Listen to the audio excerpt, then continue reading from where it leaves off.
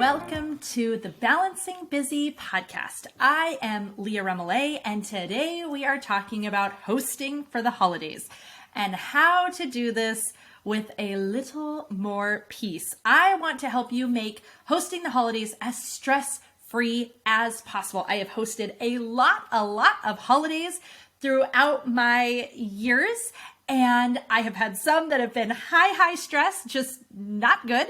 And then as I have grown, learned some of these lessons, I have had ones that felt amazing. I mean, so enjoyable, so good. So I want to share with you my very best tips for hosting, for cooking and planning very big meals for lots and lots of people, and how to go about doing all of that. Now, the very first thing that we are going to talk about in this episode is starting with your intention.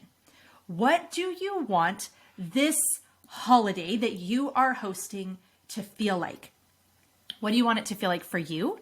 What do you want it to feel like for your immediate family? So the people who are there on the ground, in the trenches with you, getting all of this ready. And then for your extended friends, family, your guests who are going to be arriving. What do you want it to feel like for each one of you? I want you to really, I'm serious, take a moment and think about what you want it to feel like for each of you. Because one of the biggest mistakes that I made early in my hosting years is I never stopped and thought about that. So guess what? I was completely determined to make sure that my guests had a great experience. But myself, my family, like my immediate family, no, I forgot to think about us. And it was pretty stinking miserable for all of us leading up to the day. And I realized that is not what I want. Maybe you have memories as a kid where your family always hosted and it just came with so much stress and turmoil. I have those same memories, and yet I started creating and living out that same cycle until I caught myself and realized it does not have to be like this. So let's start with our intention.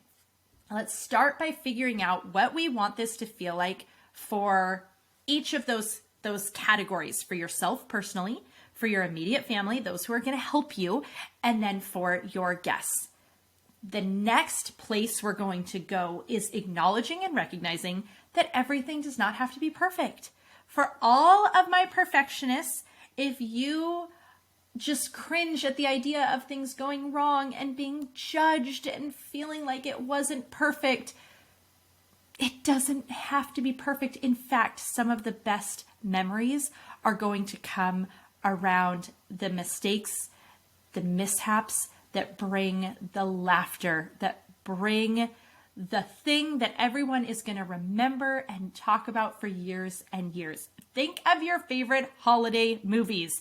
They all start because something went very wrong. Whether it was leaving your child completely at home when you cross the ocean, or it was the dog eating the turkey, or whatever it might be.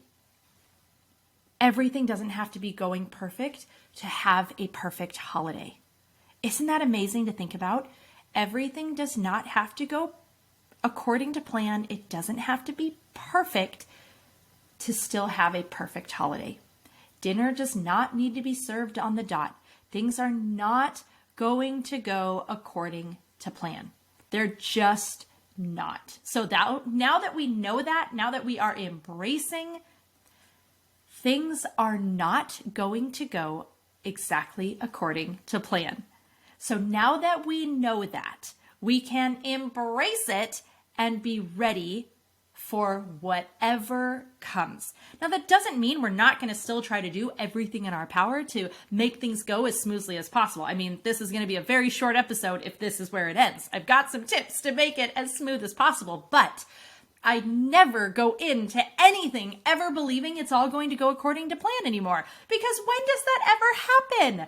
Almost never. So if I just shift and I say, of course it's not going to go according to plan, then I'm ready when it doesn't. Then I'm feeling good, I'm feeling fine, and I can roll with whatever comes my way. All right, now let's get into making your holiday that you are hosting as simple and stress-free as possible.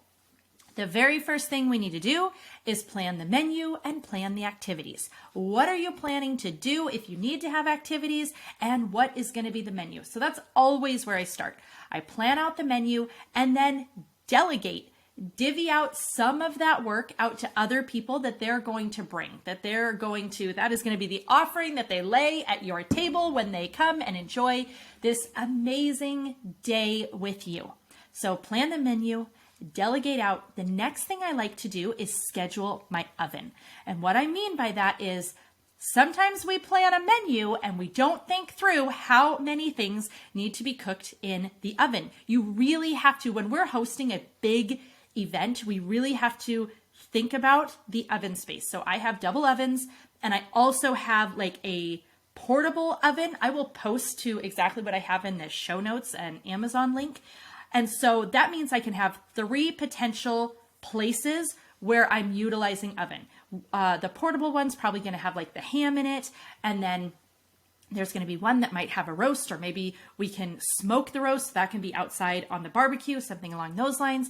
And then I've got these oven spaces, but I'm scheduling the ovens. I am making sure that I know when each thing needs to be going in, the timing of it, because that can be where a lot of frustration comes, is realizing, oh my gosh, I need to get pies in and side dishes in, and I need to roast things, and I need to bake things, and I need to cook things that take a really long time, and there's not enough ovens to go around. So schedule your ovens. Another thing that I do this every time I host a party or an event or anything, is the night before or early in the morning, I will put out all of my serving platters, and I put a sticky note on each serving platter for what it is going to have on it. This helps me so much in staying organized, and it has saved me many a time for forgetting something. So, you completely make something ahead of time, you stash it somewhere out of the way because you need all the counter space and you want everything to look clear, and then you forget about it completely, and the whole dinner goes by and you're like, oh shoot.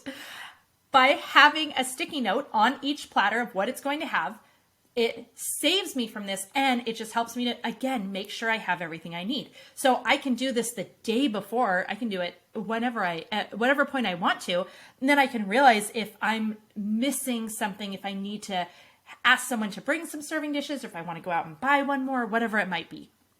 Another thing is setting the table early. This can be a couple days before if you are my sister. I love her. She is the queen of planning and scheduling and doing everything early. That's why she's such an incredible accountability coach. She will have it out like a whole week early. I bet she's even had it 2 weeks and she just won't admit it to me. I mean, she will have that entire table set for days and days and days ahead of time. But how wonderful is that? Because come the day of, or those 2 days where you're doing all the work, that is completely done. And speaking of the tables, if you're styling them, which I love to do, keep it really simple. So greens and candles are beautiful. They always look good. And it's such a simple way to do your tablescape and not have to do anything too complicated. I try to remind myself that I need to be careful to not try anything too new, too outside of my skill set, because that's going to make it too hard, too complicated, too stressful. There's too much of a risk that it's just not going to work out for me. Also, as I'm leading up to these big holidays that I'm going to host, I am keeping dinner so simple. I'm either pulling out freezer meals that I have had stocked from way before and just, oh, here we go. We're going to have soup and it's just getting warmed up, or we're doing takeout. We are doing things where it takes minimal dishes, minimal mess, minimal time from me. So I keep just regular meals, very, very simple leading up. And you better believe, like the 24 hours beforehand, I do not want anyone making messes in the kitchen. It is going to be kept really, really simple so that I don't have extra things that I need to worry about. And of course, I shared this at the beginning, but I'm going to say it again. Let people bring things. Now, I'm going to make a confession to you right now that I'm a little bit surprised that I'm admitting, but I love presentation. Like, I love presentation. So in the early years, sometimes I didn't want to let people bring things because I wanted it all to be presented in this really, really beautiful way. And I was worried that it would not be able to. Over the years, I have just fully embraced and been completely fine with replating anyone's food. It's just what I do. Everything that I ever serve is on white dishes. I was given that tip when I was a newlywed, actually. So I had an amazing woman. Her name is Lorraine Denninghoff, and she told me that she always did white serving dishes, and that way she could build up her collection through the years, and they were always going to work together. And I just love that. So I jumped onto that 21 years ago and started my collection of white serving platters. So I have all of these different white serving platters. So if somebody brings something and it's not a white serving platter, then I just take it and I replate it, and then that will be what is presented. And they all tease me. They think it's hilarious. It's okay. I totally embrace it. This is who I am. I love a garnish. I love the way things are plated and presented. It brings me joy. And so that's what I do. And if it doesn't matter to you, then that's great. It doesn't have to matter. It's about us embracing who we are, what we love, what lights us up, what fills us up, what brings us joy, and then sharing that with the people that we love. For me, it is everything being presented really beautiful. So I'm totally probably going to take whatever you brought it in, especially if it's Tupperware, and I'm going to replate it, which that makes it easy for my family because now they all know, just bring it in the Tupperware. Leah's going to change it anyway. So it's fine.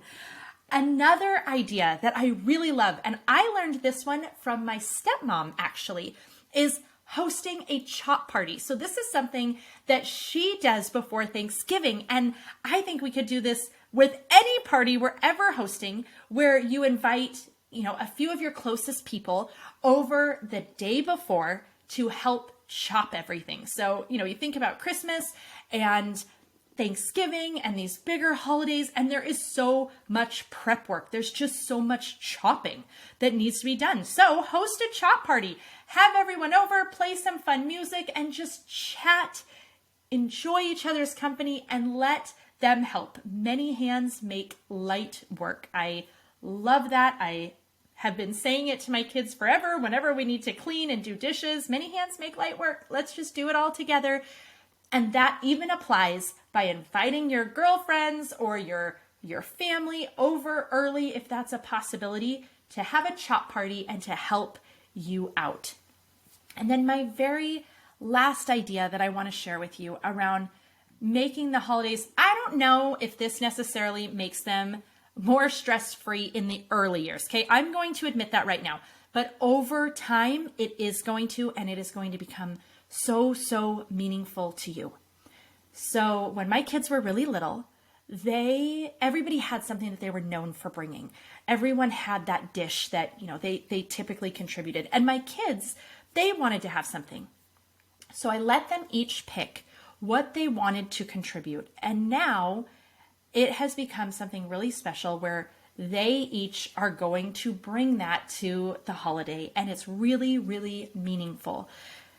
So for Payson, he makes a pumpkin roll cake. He has been making this cake since he was 4. So obviously when he was really little, I helped every step of the way, but he makes it entirely by himself now. And he's a freshman in high school. And then Gabriella makes cranberry sauce, and she makes this homemade cranberry sauce, and her secret ingredient, I'm sharing it, so it's not very secret, but she grades orange zest into it, and it's just so fragrant and so delicious. And she brings that and has made that every year. And Addie, she makes her Nanaimo bars, and they're just so good. And in the early years, yes, it was more work. Now, I will say those are things, though, that can be made early. And that's another thing that we think about when we're making our meal plan is I'm always thinking which things are going to be complicated and which things can be easy. Which things do I need to make day of and which things can I make ahead of time? Cranberry sauce is so easy to make homemade, and it's so delicious. And you can make that a week early if you want to. Same thing, Nanaimo bars can be made days and days early.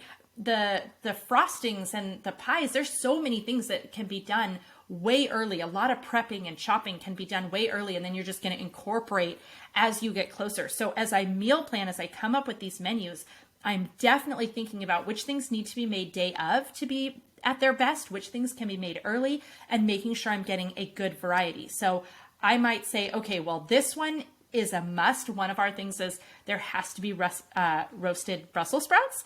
And so I'm thinking about, scheduling the oven and even scheduling my stovetop. And so I might realize, okay, well then I probably can't make this one because I'm not going to have enough burners going. I'm just thinking through and taking a few minutes to logistically make sure that it all works, and bringing in this component of that each of my kids contribute something. It's just made these holidays really meaningful and special. And that's what they're about. They're about this meaning, these memories, these moments that we cherish, that we hold on to, that mean so much to us. And their contributions to these meals, them being a part of it and helping and having something that they are proud of, that they're excited to present and to share with our friends and our family. It's really, really special. And I'm so, so glad that I started that tradition. It wasn't really all that intentional. It was kind of accidental. I think one of them was like, I wish I had something I brought. I'm like, okay, well, what would you like to bring? And I was like, this still needs to be made. Do you want to be in charge of it? And that is really kind of how it started, but it's become something so special and meaningful. And yes, it definitely was a little more work in those early years. There's no question. Now it's not. They take things off my plate because they're so helpful and they can contribute these things, but also it is a tradition that means so much to me. And I think that goes back to at the very beginning of our conversation, I talked about, let's set the intention. Let's decide, what do we want this to be about? What do we want this to feel like, to mean? What do we want everyone to walk away feeling after this day is over? And when we think about those things, I want lots of laughter. I want it to feel fun and peaceful. I don't want there to be a lot of contention or yelling or high stress, high anxiety, trying to get everything done. And so just taking these steps, really thinking about the menu, making sure I'm not trying anything too complicated, nothing for the very first time. I was just having this conversation with one of my girls as they were talking about something they wanted to make. I said, that sounds amazing. We need to make sure we do a test run through weeks early. And that way you can get it right, or you can decide, nope, not the thing, and you can move on. Hosting big events is not the day to try a completely new recipe. That is a recipe for stress. That's what that is. So these are the things that I have done in hosting that have made a huge, huge difference. I really work to make a combination of things that are going to be really simple and then things that are more complex, but nothing that becomes too much for me. And if, like this year, I am hosting to where I'm hosting and people are staying with us, we are going to have an entirely full house, then I take this to the next level where now I'm thinking about, okay, I have multiple meals that I need to have ready, that I need to have prepared.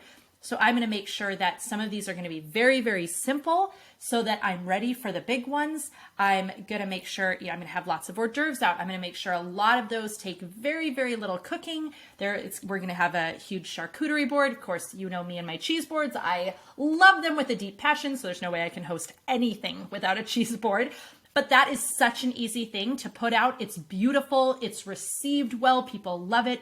And it's so, so easy to just throw things out on a giant wood board and put that out there. So I'm going to make sure that I have these things that are simple. Breakfast, I will make breakfast casseroles ahead of time, have those prepped and ready so that I can just pull them out, throw them into the oven for the morning. I'm looking for this combination of easy, simple, but good, where it doesn't have to become high stress. I'm even going to make sure that I'm using disposable goods for some of those meals so that I'm not doing dishes the entire time everyone's there, right? That's not how I want to spend my holiday. When I think about how do I want to feel, how do I want to spend this, what do I want to do, it is not at the sink the entire time doing dishes. So I'm going to do a combination of all of our dishes for the main dinner and then keeping it really easy and simpler for other parts of the meal. So we're just looking for this combination when we are the host of how do I do as much as I can before the actual day. There's so much that can be done early. So really looking for that and planning with the intention of I am trying to make a plan, I'm trying to make a menu, I'm trying to prepare the house, all of the things you need to do. I'm trying to do as many of these things early. I will have where I block off parts of the house. Like this part of the house is completely clean. No one touches it for the next 2 days, whatever it might be. I mean, I'm going to make this as simple as I can by looking for how I can simplify, how I can make this all work. And I'm going to do it all setting the intention for what I want this holiday to feel like, how I want it to be remembered. And I have never once thought to myself, you know how I want this one remembered? As mom was stressed out and acting crazy. Never how I wanted it to be remembered. And yet there are probably a few where that is the case. But by doing these things ahead of time, it really can make all the difference. So I hope that if you are hosting this year, this has helped you and given you, even if you just take one idea from this, that's amazing. That feels so good to me. I'm great with that. So if you took any more than one, we are winning. And if you have any friends, families, your sister-in-law, someone who is hosting this year, send them this with a note that tells them how much you appreciate them for hosting, how incredible they are, and that you wanted to share this because they are amazing and this episode made you think of them. I wish you the most incredible holidays. I hope they are filled with joy and peace and so much laughter that your stomach muscles hurt. And with that, make sure you pause in all of this planning to think about how you can curate, how you can create that meaningful experience. What fun games could you have in place that would make this holiday even more special, even more fun, even more memorable? How can you get the entire family playing together? There are so many incredible, easy games. In fact, in the show notes, I'll share a few of my favorites if that helps you as well. So you can find the link, go to the show notes, and I'll share some of those too. Okay, this is the Balancing Busy podcast. We wear so many hats and we want to be it all, but we cannot do it all. And so we look for ways to make our lives simpler by doing less but better. If you loved this episode, please take a moment and leave a review. Give that 5-star review because that's how others find this podcast. And it is a way to share your gratitude and just share your love with me. It means the world. So thank you so much. Happy holidays to you and to yours. I hope it is an incredible season for you.